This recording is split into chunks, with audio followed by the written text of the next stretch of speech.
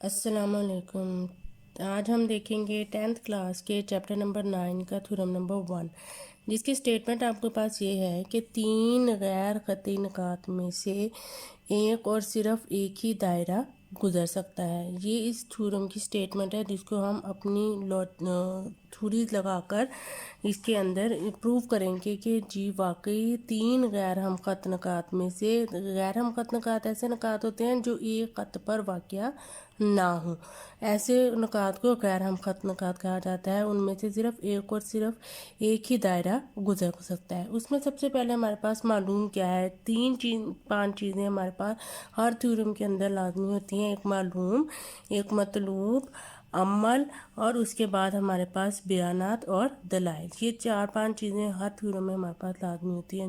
उसमें हम देखेंगे कि हमारे इस थ्योरम में मालूम क्या है। मालूम हमें ये है कि मस्तवी में यानी प्लेन में हमारे पास 3 गैर हमखत निकात हैं, जो कि उनसे हैं ए, बी और सी। मतलूब यानी अब हमने प्रूव क्या करना है। प्रूव हमने यही करना है जो कि हमने स्टेटमेंट में भी देखा कि सिर्फ एक ही सर्कल गुजर सकता है किसमें से, 3 गैर हमखत निकात में से। तो वो हमने मतलूब क्या करना है, 3 गैर हमखत निकात ए, बी और सी में से सिर्फ और सिर्फ एक ही दायरा गुजर सकता है। अब हमने अमल करना है, कंस्ट्रक्शन करनी है अपनी पिक्चर में। ये हमारे पास इस थ्योरम की तस्वीर है, इसकी पिक्चर है। इसमें हमारे पास 3 हमने पॉइंट्स ले लिए हैं, ए, बी और सी। ये हमारे पास 3 गैर हमखत निकात हैं। इसके बाद हमने अपने कंस्ट्रक्शन में यानी अपने थ्योरम के अमल के अंदर क्या किया, हमने ए को बी से मिलाया है और बी को हमने किससे मिलाया है, सी से मिला दिया है। सी से मिलाने के बाद हमने क्या किया है कि ए और बी पर ये कितने खत है, अगर आप देखें तो इसके ऊपर सिंगल एक ऐसे लाइन है जो कि कितने खत को जाहिर करती है। थ्योरम में हमारे पास साइन बहुत ज़्यादा अहमियत रखते हैं। ये थ्योरम जैसे लिखा हुआ है इसको हमने ऐसे ही करना है, इसमें कोई चेंज नहीं लेके आना। जो साइन लगे हुए हैं, जिस तरह का एरो साइन है, लाइन है, वैसे की वैसे ही लिखेंगे। अगर आप इस थ्योरम के अंदर चीज़ों को तब चेंज करेंगे जब आप यहाँ पे अपनी पिक्चर में चेंज करेंगे। जैसी पिक्चर है वैसा ही थ्योरम होना चाहिए, इसमें कोई चेंजिंग नहीं होनी चाहिए। जहाँ जो नाम जहाँ लिखे गए हैं उसी के मुताबिक ये थ्योरम लिखा हुआ है। अगर आप अपने थ्योरम में चेंज करते हो तो आपको अपनी तस्वीर में भी वहाँ पे उन नेम्स को चेंज करना पड़ेगा। अब वो कहता है कि ए भी आपके पास क्या है, कितना खत है, उसके ऊपर आपने अमूदी नासिफ लिया है। वो अमूदी नासिफ क्या है, डी एफ। वो आपके पास अमूदी नासिफ क्या है, डी और एफ है। अमूदी नासिफ एक ऐसा कितना खत होता है जो किसी भी कितना खत को 2 बराबर हिस्सों में तकसीम कर दे, उसको हमने क्या कहते हैं, अमूदी नासिफ। डी और एफ हमारे पास क्या है, ए बी का क्या है, अमूदी नासिफ है।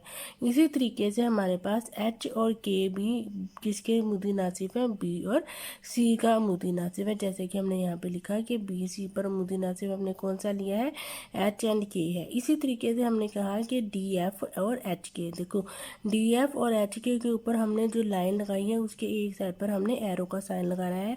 और हमने अपनी पिक्चर में भी देख रहे हैं कि यहाँ पे हमारे इन पॉइंट्स के ऊपर एरो का साइन है, यानी ये लाइन आगे बढ़ सकती हैं। ये 2 गैर मतवाजी कितात खतूत हैं, दूसरे को नुक्ता ओ पर क्या कर रही हैं, किता करती हैं। यानी ये देखिए डी एफ और एच के आपस में कहाँ पे हमें मिल रही हैं, हमें नुक्ता ओ के ऊपर मिलती हैं। अब हमने इसको प्रूव करना है सबूत, बयानात और दलाइल के ज़रिए। हमारे पास दलाइल ये है कि डी एफ जो है वो ए बी का क्या है, अमूदी नासिफ है, जो कि हमने किसके ज़रिए किया है, अपने अमल के ज़रिए किया है। जब हमने ये अमल किया तो हमारे पास को क्या कहता है कि जो अमूदी नासिफ डी है उसके ऊपर हर नुक्ता ए और बी से यकसा फासले पर वाक़ होगा। यानी इसका कहने का मतलब है कि अगर डी एफ इसका अमूदी नासिफ है तो जो भी कोई पॉइंट दूसरी साइड से लिया जाएगा वो इसके जो कॉर्नर्स के पॉइंट्स हैं ए और बी से, वो हमारे पास इक्वल डिस्टेंस पे वाक़ होंगे, यकसा फासले पर वाक़ होंगे। यानी ओ ए इक्वल है किसके, मैयर ओ बी के। इसी तरीके से हमने एच के और बी सी का देखा, एच के बी सी का मुद्दी नासिब है। उसी तरीके से हमने कहा कि मुद्दी नासिब जो है एच के है, इस पर हर नुक्ता बी और सी से क्या होगा, यकसा फासले पर वाक़या होगा। लिहाजा हमारे पास क्या प्रूव आया कि ओ बी किसके इक्वल है, मैयर ओ सी के। जब हमने देखा कि इन तीनों चीज़ों से कि डी एफ और एच के सिर्फ एक ही मुश्तरक नुक्ता ओ पर है जो नुकात ए बी और सी से यकसा फासले पर हैं, तो लिहाजा हमने ए 1 और 2 की मदद से 1 और 2 की रूल से हमने क्या फाइंड आउट किया कि ए मैयर ए ओ ए इज इक्वल है किसके, Maihar O B is equal है किसके, मैयर ओ सी के। जैसे यहाँ देखें कि मैयर ओ ए आपके पास इक्वल है मैयर ओ बी के, और मैयर ओ बी किसकी इक्वल है आपके पास, मैयर ओ सी के। तो इस वजह से हमारे पास क्या होगा कि वो आपका एक जो बी है वो दोनों से ताल्लुक़ रखता है, लिहाजा इसका मतलब है कि ए बी से है और बी का ताल्लुक़ किससे हो जाएगा, सी से। उसके बाद आप देखें वो कहता है कि अलबत्ता जो ओ है उसके अलावा हमें कोई और ऐसा नुक्ता यहाँ पे मौजूद नहीं मिल रहा कि जिससे ये पॉइंट जो है वो बराबर फासले पर मौजूद हो। इसलिए मरकज़ हम लोग कहते हैं कि ओ है, मरकज़ सेंटर, ये दायरे के अंदर, सर्कल के अंदर हम लोग ये प्रूव करना चाह रहे हैं कि 3 गैर हमकत नुकात में से एक ही दायरा गुजर सकता है।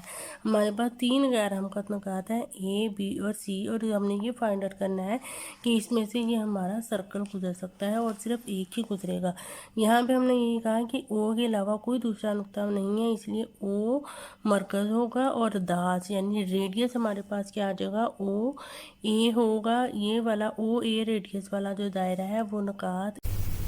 अगर आपको मेरी वीडियो अच्छी लगी हो तो please like, share and subscribe my channel.